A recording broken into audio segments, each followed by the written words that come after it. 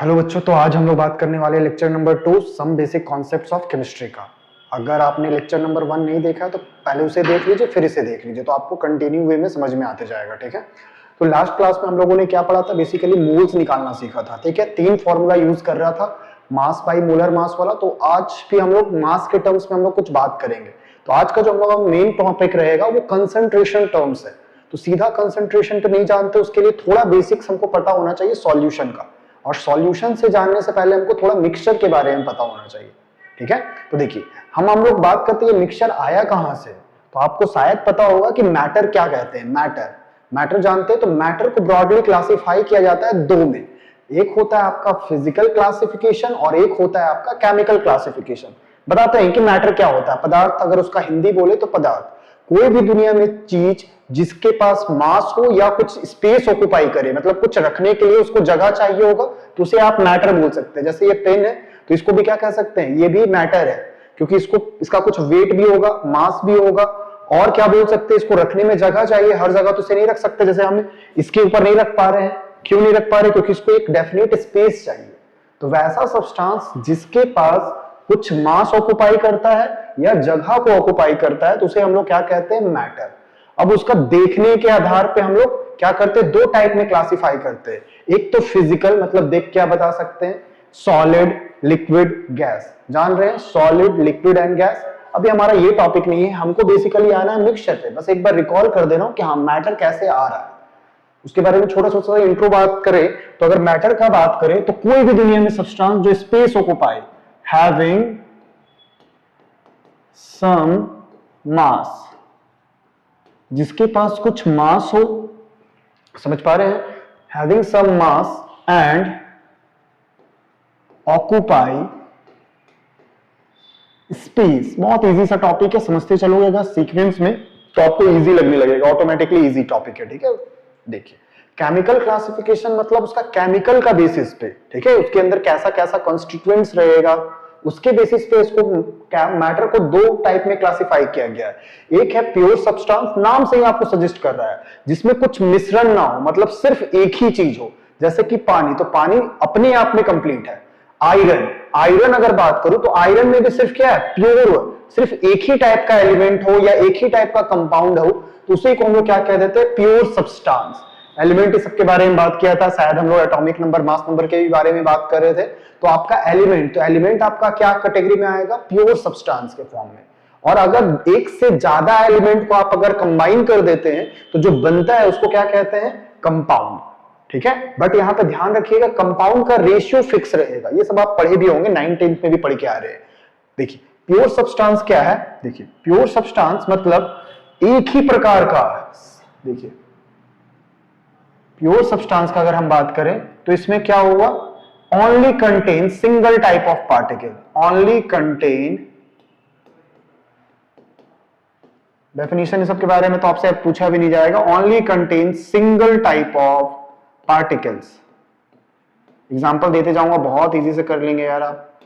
Only contain single type of particles, सिर्फ एक ही प्रकार का अगर पार्टिकल्स होगा।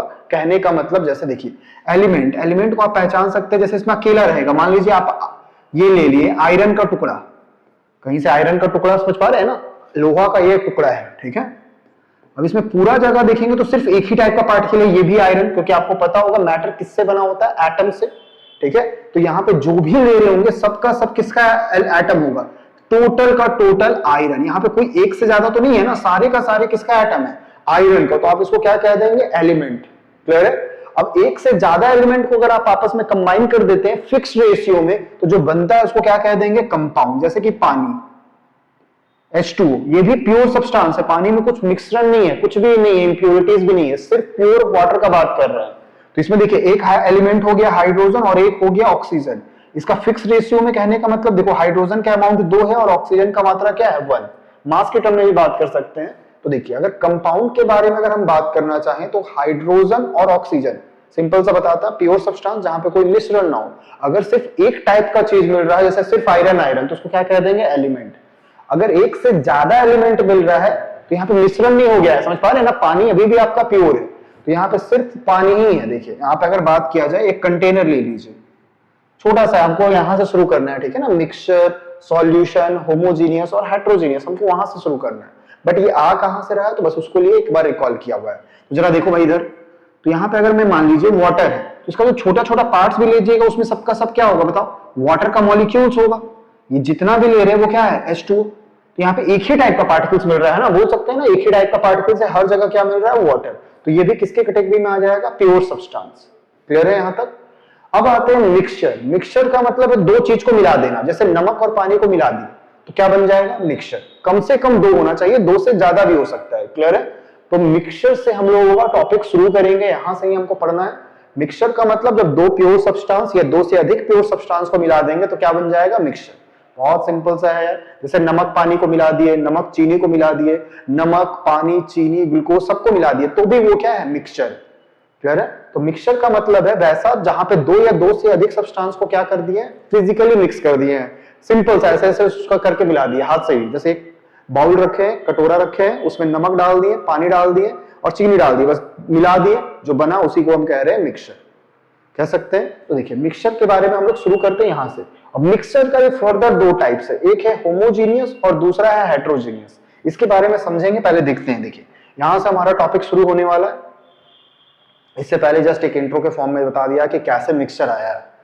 तो सब्सटेंस का ही केमिकल क्लासिफिकेशन अगर करिएगा तो प्योर सब्सटेंस और मिक्सचर आएगा। तो मिक्सचर से हम लोग शुरू करते हैं, यहां से ही आपका टॉपिक में काम आने वाला चीजें है।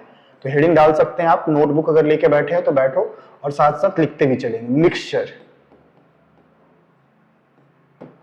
ठीक है। मिक्सचर क्या बोला, जब दो सब्सटेंस को मिक्स कर देते हैं जो बनता है उसी को क्या कह दे रहे हैं, मिक्सचर। ठीक है।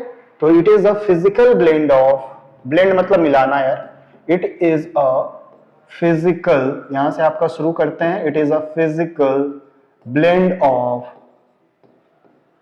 टू और more substances. It is a physical blend of two or more substances. दो सब्सटेंस या दो से अधिक को मिला दीजिए, जो बनेगा उसको कह देंगे मिक्सचर। इसका एग्जांपल बात करेंगे जब इसका हम टाइप्स बात करेंगे। अगर आपको ध्यान हो तो मिक्सचर को दो टाइप में बांटा गया था, कौन कौन सा याद है आपको। एक था आपका होमोजीनियस, बहुत कॉम्पैक्ट तरीके से पढ़ते चलेंगे ताकि आपको समझ में आए, क्यों पढ़ा रहे हैं उसका रीजन भी समझ में आ जाएगा। तो एक था इसका होमोजीनियस। देखिए अब मिक्सचर का दो टाइप आता है, पहला है आपका होमोजीनियस और दूसरा है आपका हेट्रोजीनियस। दोनों को बहुत इजी तरीके से देखते चलेंगे। हेट्रोजीनियस, लेंदी भी नहीं रखेंगे, एकदम आराम से आप देख सकते हैं, एक ही बार में देखिए। 40-45 मिनट का क्लासेस का ड्यूरेशन रहता है, जैसे हम लोग ऑफलाइन में करते हैं। तो आपका लेक्चर छूट गया तो आप आराम से कर सकते हैं, एज इट इज, आपको आसानी से समझ में आ जाएगा। फिर भी अगर डाउट रहता तो कमेंट जरूर कर दीजिए, ठीक है। होमोजीनियस, तो देखिए होमोजीनियस क्या होता है, पहले देखिए इसका अगर सिंपल से एक बार में बात करें तो वैसा मिक्सचर जहां पे कॉम्पोजिशन क्या होगा, यूनिफॉर्म, वैसा मॉलिक्यूल या वैसा, नोट्स तो आपको दे भी दिया हूं तो बस आपको समझते चलिएगा, और नोट्स को मैं अपलोड भी कर दूंगा टेलीग्राम में, आपको नोट्स भी मिल जाएगा, ठीक है। तो आपको बहुत ज्यादा लिखने का भी जरूरत नहीं, आप उसे डाउनलोड करके भी प्रिंट करवा सकते हैं या फिर आप ऑनलाइन भी पढ़ सकते हैं। तो यूनिफॉर्म कॉम्पोजिशन, अब यहाँ पे यूनिफॉर्म का मतलब हर जगह सेम मिले। जैसे कि अगर हम बात करें, देखिए अगर हम बात करते हैं, एक आपके पास मान लीजिए ये कंटेनर है, ठीक है। अब इसमें रख लेते हैं आप वाटर। ये क्या है सर, जो ग्रीन ग्रीन दिखा रहे हैं, ग्रीन वाटर नहीं होता है, पर समझाने के लिए ये वाटर है। अब इसमें आप मान लीजिए 5 ग्राम, समझते हैं ये वाटर है, वाटर को तौल भी सकते हैं ना यार, और उसको मीजर भी कर सकते हैं, एमएल में भी काउंट कर सकते हैं, या हम अभी आपको समझाने के लिए ले रहे हैं। वाटर का हम लोग अमाउंट लिए हैं 100 ग्राम। अब इसमें क्या कर रहे हैं हम, 5 ग्राम सॉल्ट को डाल दिए, सॉल्ट हम दिखा रहे हैं व्हाइट से, डाल के क्या कर दिया, डिसॉल्व कर दिया। डिसॉल्व का मतलब होता है घुला लिए, अच्छे से घुला लिए, ठीक है। सॉल्ट मान लीजिए हम अमाउंट ले रहे हैं 5 ग्राम। अब देखो जब इसको घुला लेंगे तो हर जगह एक ही जैसा टेस्ट आएगा। कोई बच्चा यहां से 1 चम्मच पिएगा या यहां से पिए, कहीं से भी पिए, हर जगह कैसा आ रहा है, सेम। अगर सेम आता है तो उसे हम क्या कहते हैं, यूनिफॉर्म कॉम्पोजिशन। और यूनिफॉर्म कॉम्पोजिशन होगा उसी को हम क्या कहेंगे, होमोजीनियस मिक्सचर, ठीक है। तो वैसा मिक्सचर जिसका कॉम्पोजिशन हर जगह सेम हो उसको कह देंगे हम होमोजीनियस मिक्सचर। एग्जांपल बता सकते हैं कि क्या हो जाएगा, सॉल्ट डिसॉल्व इन वाटर। एक एक एग्जांपल भी ध्यान रखिएगा ताकि आप इजी कर पाए। सॉल्ट डिसॉल्व इन वाटर, ठीक है। अब दूसरा बात करते हैं, देखिए यूनिफॉर्म। अब इसी का हेट्रो जस्ट इसका उल्टा, यहाँ पे यूनिफॉर्म मतलब हर जगह बराबर मात्रा में मिलेगा। यहाँ पे क्या होगा, नॉन यूनिफॉर्म को हम क्या कह देंगे, यहाँ पे नॉन यूनिफॉर्म कॉम्पोजिशन होगा। यहीं से आपका टॉपिक आएगा। डेफिनेशन बहुत कम चांसेस है कि आपसे होमोजीनियस हेट्रोजीनियस पूछा जाए, ये बच्चे लोग पढ़ के आते हैं 9th 10th में ही, तो बस एक बार रिकॉल करा दे रहा हूं ताकि आपके कंटिन्यूअस लेक्चर आसानी से लगे। 11th को अगर 10th को भूल भी गए होंगे तो भी आपको इजीली समझ में आ जाएगा। नॉन यूनिफॉर्म कॉम्पोजिशन, अब इसका क्या एग्जांपल है, मान लीजिए फिर से वही कंटेनर ले रहे हैं, पानी से इसलिए दे रहा हूं एग्जांपल क्योंकि आप पानी रेगुलरली देख रहे हैं, यूज करते हुए देख रहे हैं। अब मान लीजिए हम यहाँ पे वाटर लिए, अब की बार हम क्या ले रहे हैं, सैंड। सैंड मतलब बालू, मिट्टी, कुछ भी ले लीजिए, मिट्टी को डाल दीजिए यहाँ पे, या बालू को डाल दीजिए, सैंड। अब सैंड को डाल के घुला भी लेंगे तो अच्छा से घुलेगा क्या, फिर उसके बाद मैक्सिमम सैंड या बालू जो भी होगा वो नीचे बैठ जाएगा। अगर ऊपर से देखिएगा तो उसमें बालू का मात्रा कम मिलेगा, बट वही अगर कोई नीचे से ले ले तो उसमें बालू का मात्रा ज्यादा मिलेगा। तो क्या सेम है, तो नहीं सर, नॉट सेम। तो इसलिए क्या बोल रहे हैं, नॉन यूनिफॉर्म कॉम्पोजिशन। हाँ, केमिस्ट्री पढ़ लो तो थोड़ा इंग्लिश के बारे में भी आपको ध्यान रखना पड़ेगा, क्लियर है। तो नॉन यूनिफॉर्म का मतलब हर जगह सेम नहीं मिलेगा। तो इसका एग्जांपल क्या लिख सकते हैं, सैंड इन वाटर या डिजॉल्व इन वाटर। डिजॉल्व भी करिएगा तो भी नहीं होगा, सैंड इन वाटर या डिजॉल्व इन वाटर, क्लियर है भाई। तो आपको जो काम ध्यान रखना है वो होमोजीनियस, क्योंकि होमोजीनियस से ही हम लोग यूज करते हुए आगे बढ़ेंगे। आई होप कि यहां तक क्लियर है। कहां से शुरू किया है हम लोग, याद किए, मैटर से शुरू किए थे। मैटर को 2 पार्ट में बताया गया था, फिजिकल, केमिकल। फिजिकल में भी 3 था, सॉलिड, लिक्विड, गैस, पता है भाई। फिर उसके बाद आ रहे थे हम लोग केमिकल में। तो केमिकल में क्या मिल रहा था आपको, प्योर सब्सटेंस। प्योर में हमको नहीं जाना था, हमको किस में जाना था, हमको मिक्सचर में। तो मिक्सचर से हम लोग शुरू किए हैं, क्लियर है यहां तक। चले आगे, ठीक है, नोट डाउन कर लीजिए, चाहे स्क्रीनशॉट ले लीजिए, चलते हैं आगे। मिक्सचर हो चुका है सर। अब हमको जो बेसिक सा जो टर्म्स का यूज करना है वो हम लोग सुनेंगे, सॉल्यूशन। इसको आपको 11th के अलावा 12th में भी पढ़ना है। देखिएगा same to same first topic या फर्स्ट चैप्टर ही होगा आपका क्लास 12th में, सॉल्यूशन। वहां पे और भी ज्यादा डिटेल पढ़ेंगे, टाइप्स ऑफ सॉल्यूशन। बट अभी हमको कंसंट्रेशन टर्म्स पढ़ना है, तो इसमें हमको कुछ बेसिक्स पता होना चाहिए सॉल्यूशन के बारे में, तभी जाके आप कंसंट्रेशन को इजीली समझ पाएंगे और क्वेश्चन सॉल्व कर पाएंगे। तो हम लोग इसका बेसिक सा डेफिनेशन समझते हैं। तो सॉल्यूशन बेसिकली होता क्या है, तो ये एक होमोजीनियस मिक्सचर है। होमोजीनियस मिक्सचर अभी जस्ट बताएं, जो हर जगह से सेम मिले, हर जगह उसका कॉम्पोजिशन क्या हो, सेम, ठीक है। तो देखिए सॉल्यूशन के बारे में अगर हम बात किया जाए, इट इज अ, ध्यान रखिएगा, it is a homogeneous mixture. और कुछ पॉइंट्स इसके बारे में लिखूंगा वो भी ध्यान दीजिएगा। It is a homogeneous mixture. Simple सा बात कर सकते हैं, ये कुछ और नहीं है बल्कि क्या है, होमोजीनियस मिक्सचर। इसलिए हमको होमोजीनियस मिक्सचर या फिर मिक्सचर के बारे में हम लोग बात कर रहे थे। तो होमोजीनियस मिक्सचर कहने का मतलब क्या है, जो हर जगह सेम हो। इसका एग्जांपल ले रहे थे, शायद आपको पीछे वाला एग्जांपल याद भी हो।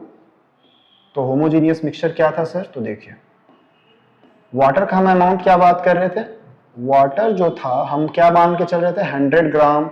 और जो सैंड, सॉरी सैंड, यहाँ पे सॉल्ट जो बुला रहे थे, सॉल्ट, शुगर भी ले सकते हैं ना, ऐसा नहीं कि सिर्फ सॉल्ट ही ले रहे हैं, 5 ग्राम, क्लियर है, यही ले रहे थे। तो ये किसका एग्जांपल था सर, होमोजीनियस का। तो इसको क्या कह सकते हैं, सॉल्यूशन। अब सॉल्यूशन बनता किस किस चीज से है, तो 2 चीज से होगा, ध्यान दीजिएगा, सॉल्यूट और सॉल्वेंट। सॉल्यूट उसको बोलेंगे ना, जब न्यूमेरिकल्स बनाएंगे तो सॉल्यूट उसको बोलेंगे जिसका अमाउंट कम हो। तो देख सकते हैं सॉल्ट का अमाउंट 5 ग्राम है, तो हम इसको क्या बोल दे रहे हैं, सॉल्यूट। और भी इसके बारे में बात करेंगे, अगर हम पानी का बात करें तो इसका अमाउंट ज्यादा है तो उसको क्या कह देंगे, सॉल्वेंट। बहुत आसान से बोल रहा हूं, ध्यान से सुनिएगा। सॉल्यूट उसको बोलते हैं जिसका अमाउंट कम हो, और सॉल्वेंट उसका बोलते हैं जिसका अमाउंट अधिक हो। और जब दोनों को मिला देते हैं तो जो बनता है उसे हम क्या कह देंगे, सॉल्यूशन। ध्यान रख सकते हैं, सॉल्यूट सॉल्वेंट को मिलाते हैं तो क्या बनता है, सॉल्यूशन। यहां पे ध्यान दे दीजिएगा, सॉल्यूशन। अगर मास बात किया जाए, जैसे सॉल्यूट का मास कितना है, 5 ग्राम, सॉल्वेंट का मास कितना है, 100 ग्राम। अगर कोई पूछे मास ऑफ सॉल्यूशन, मास को हम लोग डिनोट करेंगे किससे, W से, याद रखिएगा, W से मास को डिनोट करेंगे। और किसके लिए सॉल्यूशन, तो शॉर्ट में लिख दे रहे हैं मास ऑफ सॉल्यूशन। ये किसके बराबर हो जाएगा बताओ, मास of solute plus of mass of solvent. First lecture में आप लोग देखे भी थे नोट्स, तो बोल रहे थे समझ में आया। इसी तरह से इस बार भी बता दीजिएगा कि आपको ये भी समझ में आया है या नहीं। अगर नहीं आया तो और बेसिक से बता देंगे। क्लियर है? ये बहुत बेसिक ही है भाई, इसमें तो आपको आना चाहिए। और नहीं आएगा तो फिर भी बोलिएगा, मैं और नीचे से बता दूंगा इसको। तो बताओ मास के लिए क्या यूज करेंगे? सिंबल। सिंबल मतलब उसको शॉर्ट में, इतना नहीं लिखते, इंसान है थोड़ा लेजी, तो उसको क्या करता है, हर एक को हम लोग सिंबल के टर्म्स में भी ध्यान रखेंगे।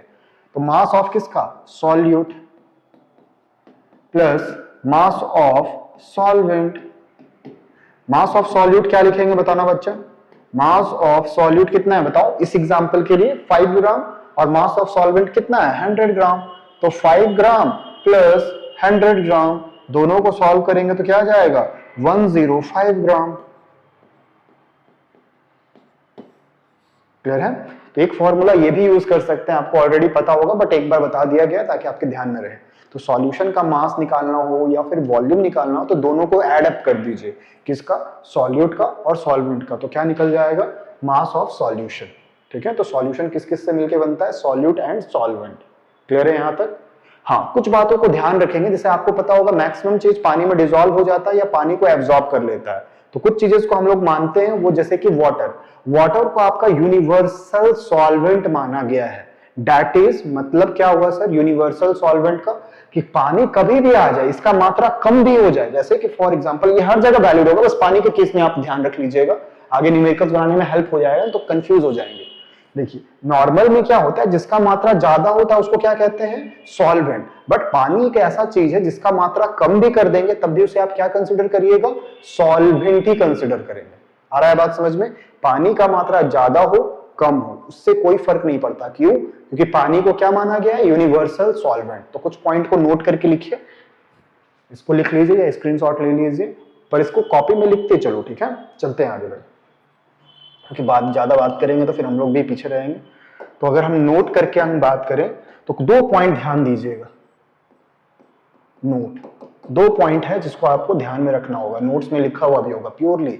तो water is consider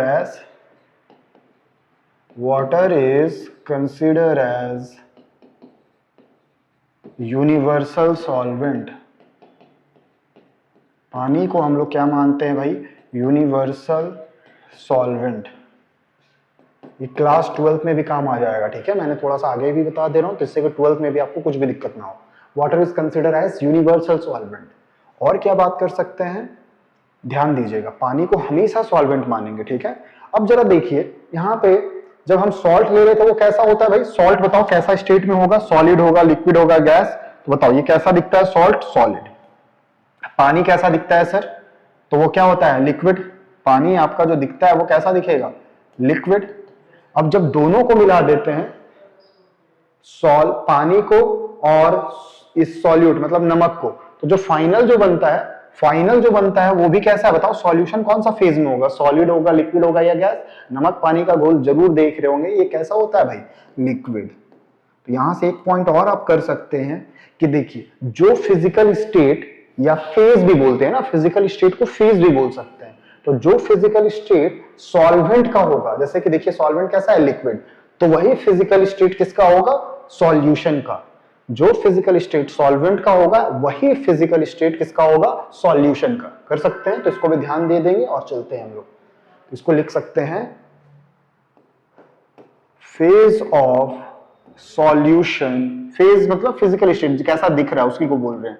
phase of solution is same as phase of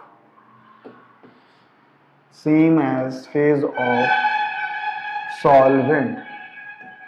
दोनों का फिजिकल स्टेट सेम होता है या फेज सेम होता है। क्लियर बात? ये 2 पॉइंट को आप ध्यान रखेंगे सॉल्यूशन का केस में। ठीक है? चलें आगे। ठीक है? चलिए, यहां तक मेन चीज हो चुका। अब आते हैं हम लोग कंसंट्रेशन टर्म्स में। ठीक है? कंसंट्रेशन टर्म्स क्या होता है देखिए, पहले कंसंट्रेशन क्या होता है वो बात करते हैं।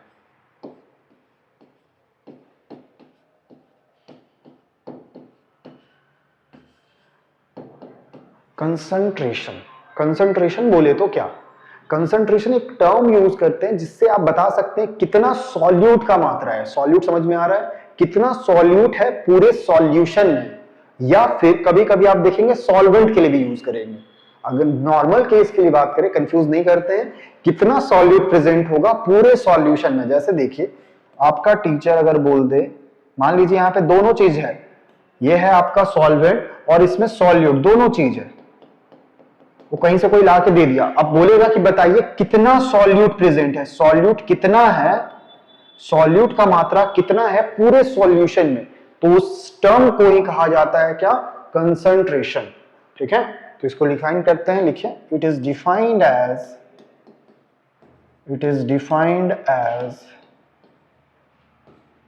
the amount of solute, it is defined as the amount of solute present in given amount of solution, given amount of solution। बहुत इजी सा है भाई। सो कंसंट्रेशन का मतलब है कितना सॉल्यूट प्रेजेंट है पूरे सॉल्यूशन में, तो उसी को हम लोग डिफाइन कर देंगे कंसंट्रेशन। सिंपल सर, सॉल्यूट का मात्रा बताना है किसमें, सॉल्यूशन में, तो हम उसे कह देंगे कंसंट्रेशन। ठीक है, समझ में आ रहा है। तो यहाँ पे सॉल्यूट का मात्रा, अब कंसंट्रेशन ढेर सारा टर्म्स है, टोटल हम लोग 6 नॉर्मल वाला बात करेंगे, पीपीएम वाला, और फिर मोलैरिटी को फर्दर डिस्कशन करेंगे। ठीक है, तो आज हम लोग कोशिश करेंगे कि पीपीएम, पीपीबी, W/W वो सब परसेंटेज खत्म हो जाएगा। ठीक है, तो कंसंट्रेशन का यूज कहाँ करते हैं, तो जब बार आप लैब जाएंगे ना, तो कोई भी केमिकल यूज करिएगा तो उसमें लिखा रहेगा W/W, W/V, या फिर अगर कोई मेडिकल शॉप में अगर आप आई ड्रॉप, ईयर ड्रॉप या फिर कोई सिरप, तो उसमें भी कंसंट्रेशन लिखा रहेगा। तो अभी आप पढ़ेंगे तो शायद नहीं आता होगा, लेकिन अभी बता देंगे तो आपको समझ में आ जाएगा ये बोलना क्या चाहता है, वो उसका मतलब क्या होता है। ठीक है, क्योंकि देखिए समझाते हैं। तो नेक्स्ट हेडिंग डालेंगे कंसंट्रेशन टर्म्स। ठीक है, कंसंट्रेशन टर्म्स। ठीक है, यहां से कंसंट्रेशन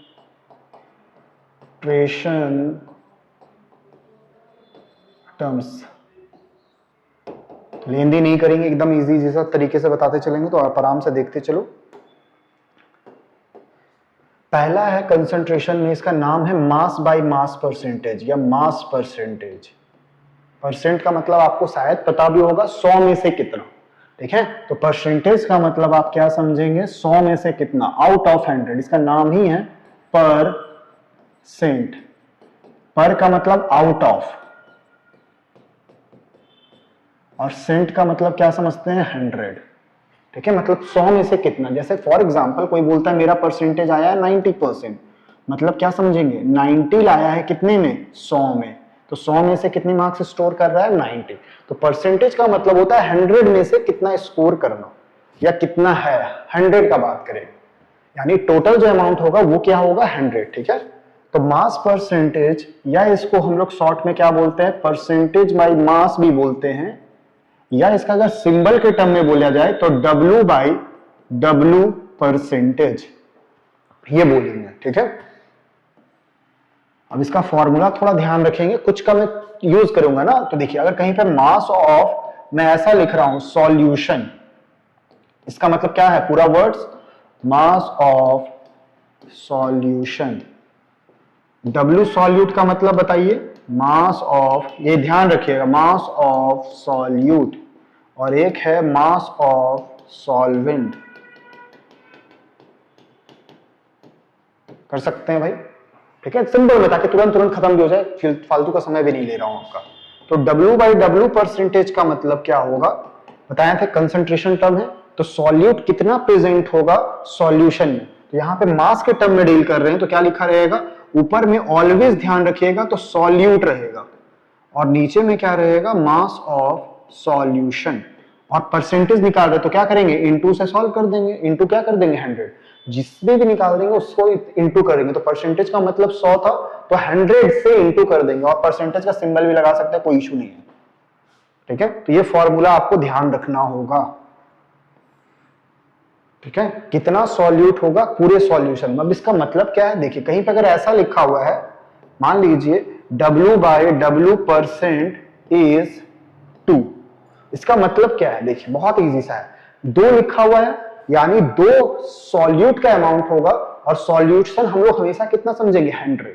तो यहां ये डेटा ये इंप्लाइज कर रहा है, देखिए ये डेटा क्या बताना चाह रहा है, मास ऑफ सॉल्यूट, एकदम ध्यान रखिएगा, ये डेटा ये बताना चाह रहा है, जो भी डेटा लिखा रहेगा ना वो सॉल्यूट का मास होगा। तो मास ऑफ सॉल्यूट क्या लिख देंगे, 2। केमिस्ट्री में छोटा छोटा स्केल में डील करते हैं, तो इसका यूनिट भी हम क्या समझ लेंगे, मास ऑफ सॉल्यूट कितना समझेंगे, 2 ग्राम, ग्राम में ही बात कर लेंगे, ठीक है। और मास ऑफ सॉल्यूशन कितना होगा भाई, परसेंटेज है ना, परसेंटेज का मतलब टोटल 100, तो सॉल्यूशन का मास कितना हो जाएगा, 100 ग्राम। तो मास ऑफ सॉल्यूट अगर 2 है तो इसका डेटा को ध्यान रखेंगे, थोड़ा थोड़ा सा लगेगा अभी कंफ्यूजन, लेकिन इसको ध्यान रखेंगे तो आपका सारा इजी हो जाएगा। कर सकते हैं, इसे नोट भी कर सकते हैं। नेक्स्ट हम लोग बात करते हैं, पहले कंसंट्रेशन लिख देते हैं, फिर उसके बाद कुछ क्वेश्चंस कर लेंगे कन्वर्जन का, 2-3 क्वेश्चन कर लेंगे कन्वर्जन का, तो आपका क्लियर हो जाएगा और ये टॉपिक बेंड कर देंगे, ठीक है। चलिए आगे चलते हैं। जो सेकेंड कंसंट्रेशन है उसको कहते हैं वॉल्यूम परसेंटेज, या इसको कहेंगे परसेंटेज बाय वॉल्यूम, यानी ये भी 100 के बारे में बात करेगा, क्लियर है। और इसको शॉर्ट में क्या लिखेंगे, V by V, V for volume, volume by volume percentage,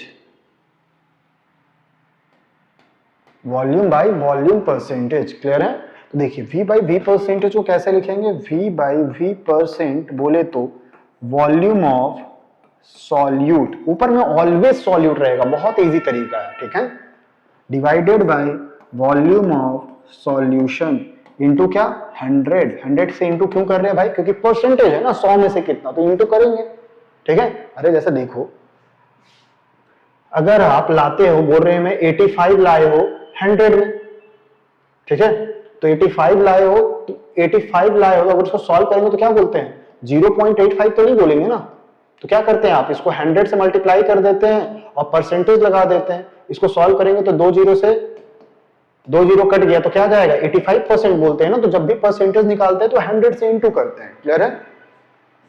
देखिए थोड़ा सा यहां पे ध्यान दीजिए, अगर कहीं पे लिखा हुआ है V by V percentage is 5, मतलब सर वॉल्यूम है ना, वॉल्यूम का यूनिट लीटर ml में काउंट करते हैं, लेकिन बार बार बोल रहा हूं केमिस्ट्री में माइन्यूट स्केल में डिस्कस जो भी डील करते हैं, तो माइन्यूट स्केल मतलब छोटा स्केल में, तो हम लोग ml यूज करेंगे। यहाँ पे बताओ भाई, खुद से बताओ मन में, चाहे कमेंट में बताओ, वॉल्यूम ऑफ सॉल्यूट क्या हो जाएगा, क्या हो जाएगा, 5 है तो क्या हो जाएगा, वो अमाउंट किसका हो जाएगा, सॉल्यूट का, और सॉल्यूशन का वॉल्यूम कितना हो जाएगा, क्योंकि टोटल कितना है, परसेंटेज का मतलब भी है टोटल में, मतलब 100 में कितना, तो वॉल्यूम ऑफ सॉल्यूशन कितना हो जाएगा बताओ, 100 ml। कर सकते हैं, ठीक है। तो जब भी बात किया जाए तो आप इसको इस तरीके से भी डील कर सकते हैं, जरूरी थोड़ी हमेशा ग्राम में रहे या हमेशा ml में रहे, ऐसा भी हो सकता है कि ग्राम भी हो और ml भी हो, तो उसके लिए भी एक नया कंसंट्रेशन टर्म पढ़ेंगे, और वो देखिए कि क्या है। जो थर्ड कंसंट्रेशन है,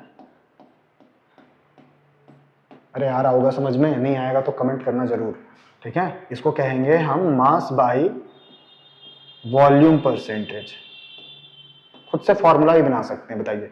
मास को हम लोग क्या डिनोट करते थे, W, डिवाइड है तो डिवाइड, वॉल्यूम को किससे, V, परसेंटेज को P से, कर सकते हैं ऐसा। तो देखिए W बाई V परसेंटेज, यानी क्या लिखेंगे, ऊपर में क्या आ जाएगा, mass of solute divided by volume of solution into 100, percentage बोले तो क्या 100 से इंटू करना, जो भी टर्म निकालना होगा उससे इंटू करना होगा, ठीक है। मतलब वो बता रहा है कि 100 में से कितना है।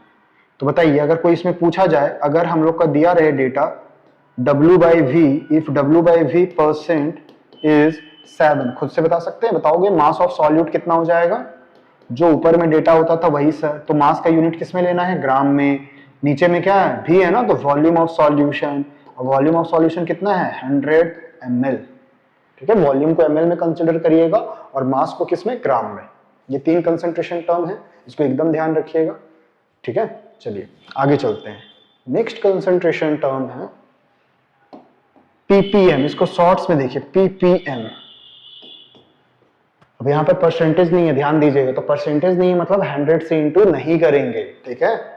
इस बार क्या होगा, कुछ अलग टर्म से इंटू करेंगे, तो देखिए PARTS, पार्ट्स, P का मतलब होगा पर मिलियन। अब आपको शायद पता हो 1 मिलियन में कितना होता है, 10 लाख, 1 मिलियन बराबर, लिख दे रहा हूं इधर 10 लाख, आपको पता होना चाहिए, और नहीं पता है तो मैं बता रहा हूं, 1 मिलियन में 10 लाख, और काउंट कर सकते हैं 10 लाख कितने में कितना जीरो आएगा, 1, 10, 100, 1000, 10,000, लाख, 10 लाख। तो 10 लाख को ही कहते हैं 1 मिलियन। अब इसमें कितना जीरो आता है, 6, तो इसको क्या लिख सकते हैं बताओ, 3, 3, 6, तो इसका 10 का पावर कितना आ जाएगा, 6। जितना जीरो होता है उतना 10 लिख के पावर चढ़ा दीजिएगा, ठीक है। तो 10 का पावर कितना आएगा, 6। तो देखिए इसका फॉर्मूला आप खुद से बना सकते हैं। ऊपर में क्या रहेगा, ऑलवेज सॉल्यूट रहेगा, क्लियर है। नीचे में ऑलवेज क्या रहेगा सर, तो सॉल्यूशन रहेगा। और क्या कर सकते हैं बताओ, तो 10 का पावर 6 है ना, क्योंकि मिलियन है तो मिलियन का मतलब 10 का पावर 6। ध्यान दीजिएगा परसेंटेज में ओनली 100 रहेगा, और मिलियन में किससे इंटू करेंगे, 10 का पावर 6।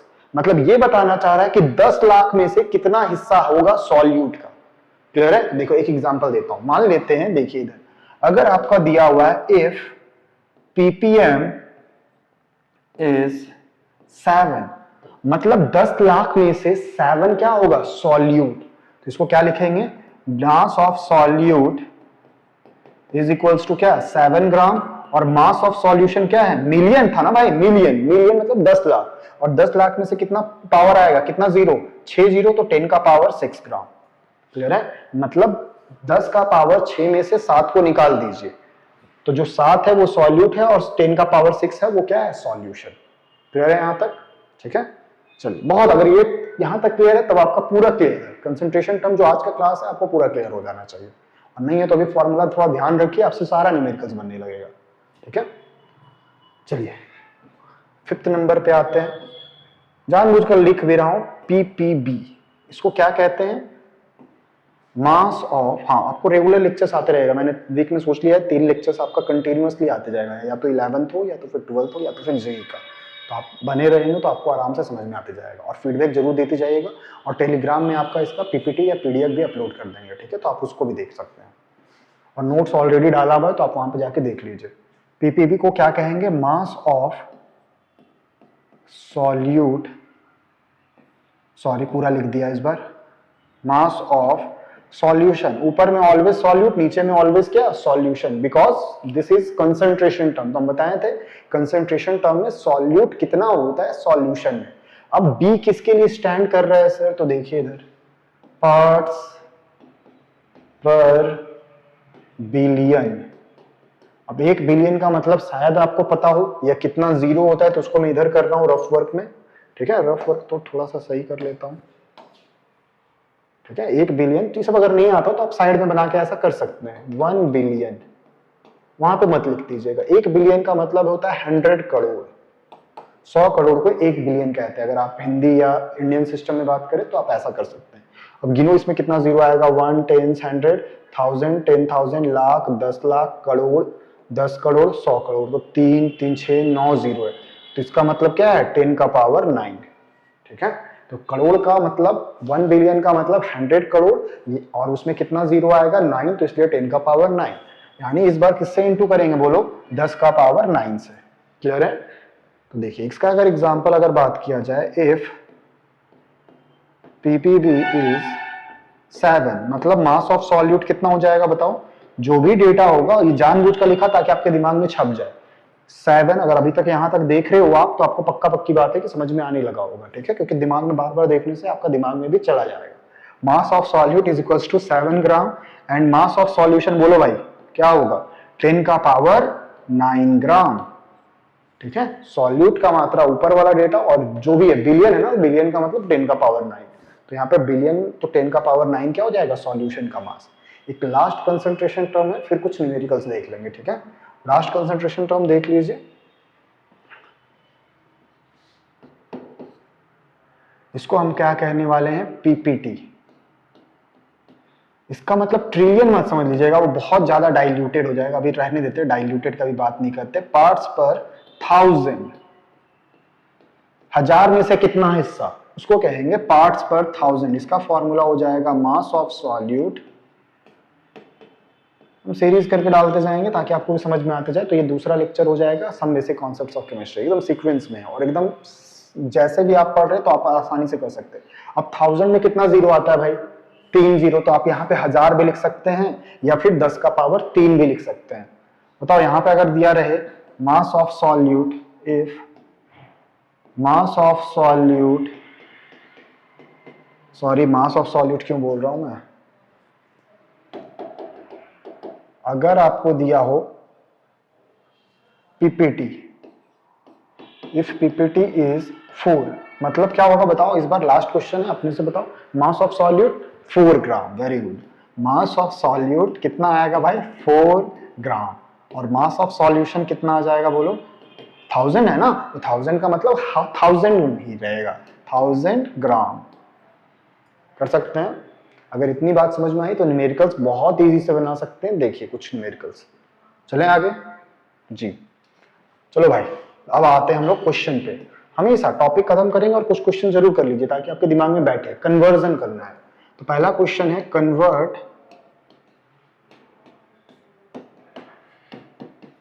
10 ppb into W/W%। बहुत इजी सा है, पहले देखिए और थोड़ा सा ट्राई करिए या पॉज करके थोड़ा सा खुद से सोचिए कि कैसे निकालें। पीपीबी में कंसंट्रेशन दिया हुआ है, आपको किसमें निकालना है, W/W% में। कन्वर्ट करना है 10 pp को इन W/W। तो देखो पीपीबी का हम बताए थे, अगर 10 ppb दिया हुआ है, पीपीबी बिलियन याद है, यहां से बताइए क्या लिख सकते हैं। ये डेटा क्या बता रहा है, मास ऑफ सॉल्यूट कितना। हमेशा सॉल्यूट और सॉल्यूशन का मास निकाल लीजिएगा गिवन डेटा से। गिवन डेटा है, इससे आप सॉल्यूट और सॉल्यूशन का मास निकाल लीजिए। तो मास ऑफ सॉल्यूट कितना आ जाएगा, 10। जो डेटा देता है वही सॉल्यूट का मास। सॉल्यूशन का मास बोलिए सर, तो मास ऑफ सॉल्यूशन कितना, बिलियन है ना, तो बिलियन का मतलब होता है 10 का पावर 9। कर सकते हैं ब्रदर, ठीक है। सॉल्यूशन का मतलब 10 का पावर 9। यहां तक कोई दिक्कत नहीं है सर। चलिए आगे।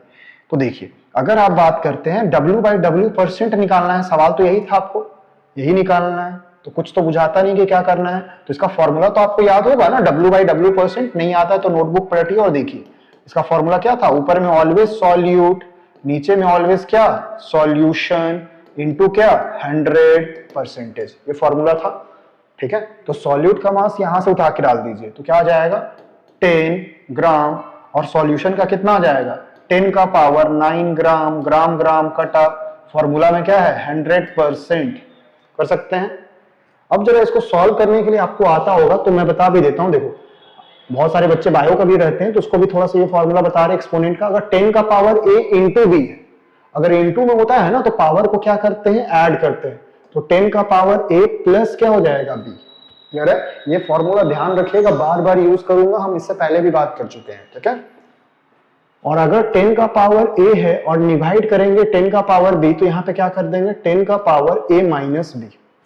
ये फॉर्मूला यूज करेंगे। जरा देखिए यहाँ पे 10 है और यहाँ पे 100 है। इसको सॉल्व करेंगे तो क्या हो जाएगा, ये जो भी आ रहा है W/W% के लिए ही आ रहा है। देखिए यहाँ पे W/W%, 10 इंटू 100 तो क्या हो जाएगा बताओ, कितना जीरो आ जाएगा, 100 इंटू 10 कितना, 1000। अब 1000 को हम क्या लिख सकते हैं बताओ, 10 का पावर 3 लिख सकते हैं ना। 1000 में 3 जीरो होता तो जितना जीरो आएगा उतना पावर आएगा। क्लियर है। नीचे में क्या है बताओ, 10 का पावर क्या है, 9। अब ये वाला फॉर्मूला आ गया a/b, तो क्या हो जाएगा माइनस। तो 10 का पावर 3 माइनस 9, यानी आंसर क्या आ जाएगा, 3 में से 9 को घटाइए कितना आएगा, -6%। तो W/W% का आंसर क्या आ जाएगा सर, 10 का पावर -6। देख लो एक बार अच्छे से, हो गया। चलो एक सवाल फिर से खुद से बनाओ। If 15 ppt then convert into, बाकी नोट्स है उसमें ढेर सारा क्वेश्चन है तो वहां से भी आप जरूर बना सकते हैं, इसलिए बोल रहा हूं कि उस नोट्स को अपने पास रख लो। 2 क्वेश्चन करवा दे रहा हूं तो इससे आपके दिमाग में बैठ जाएगा, ठीक है। फिर 15 ppt then convert into ppb, चाहे ppm कर देते हैं। क्या करना था, गिवन वाला डेटा, देखो गिवन ये वाला डेटा है भाई, है ना। बताओ 15 ppt का मतलब क्या बताना चाह रहा है, मास ऑफ सॉल्यूट कितना। ऑलवेज सॉल्यूट और सॉल्यूशन का मास निकाल लो, बात खत्म। तो मास ऑफ सॉल्यूट कितना आएगा बोलो, 15 ग्राम, कोई इशू नहीं। मास ऑफ सॉल्यूशन 1000 है ना, तो 1000 में कितना जीरो, 3 जीरो, तो 10 का पावर 3 बोल सकते हैं। यहां से डेटा आप निकाल के सॉल्यूट और सॉल्यूशन ये बता सकते हैं जी। अब बताइए हमको क्या निकालना है, पीपीएम। तो पीपीएम का फॉर्मूला लगा दो बस, और कुछ नहीं, मैथमेटिक्स कैलकुलेशन करना है। तो मास of solute by mass of solution into, sorry million है ना ब्रदर, तो मिलियन में कितना आता है 10 का पावर 6, पढ़े हैं, मिलियन बोले तो 6। अब यहां से जो सॉल्यूट निकाले यहां डाल दीजिए, 15 की जगह 15, सॉल्यूशन की जगह कितना 10 का पावर 3, और ये क्या है 10 का पावर 6। 15 को एज इट इज रहने देना है। ये देखो फिर से डिवाइड में है, ए बाई बी वाला, तो क्या हो जाएगा पावर माइनस हो जाएगा, तो 10 का पावर 6, ये ऊपर से आ जाएगा तो क्या आ जाएगा -3, तो 15, 10 का पावर 6 में से 3 को घटाइएगा तो क्या आ जाएगा 3। तो आंसर यही लिख दीजिए, छोड़ दीजिए, पीपीएम बराबर ये। आई होप कि यहां तक क्लियर है, ठीक है। तो इस तरह से आप कंसंट्रेशन टर्म निकाल भी सकते हैं, फॉर्मूला भी डील कर लिया और यहाँ पे इसका कन्वर्जन करके कुछ सवाल भी देख लिया। और क्वेश्चन प्रैक्टिस करना है तो आप उसे देख लीजिए, टेलीग्राम में आपको उसका पूरा नोट्स मिल जाएगा, आप उससे फॉलो कर सकते हैं। ऐसे मैंने आपको ऑफलाइन वाला को प्रोवाइड भी कर दिया है नोट्स, तो आप वहां से भी कवरअप कर सकते हैं। तो आई होप कि यहाँ पे क्लियर है। नेक्स्ट क्लासेस में हम लोग मोलैरिटी मोलैलिटी के बारे में बात करेंगे। लेंदी लेक्चर नहीं कर रहे हैं, एक एक टॉपिक उठा रहे हैं, एक एक को कंप्लीट करते जा रहे हैं। आराम से देखिए, जो डाउट आता है आप वो कमेंट में भी पूछ सकते हैं, या फिर ऑफलाइन में है तो ऑफलाइन में डायरेक्ट पूछ सकते हैं। तो आज के लिए इतना ही, मिलते हैं नेक्स्ट वीडियो में। धन्यवाद।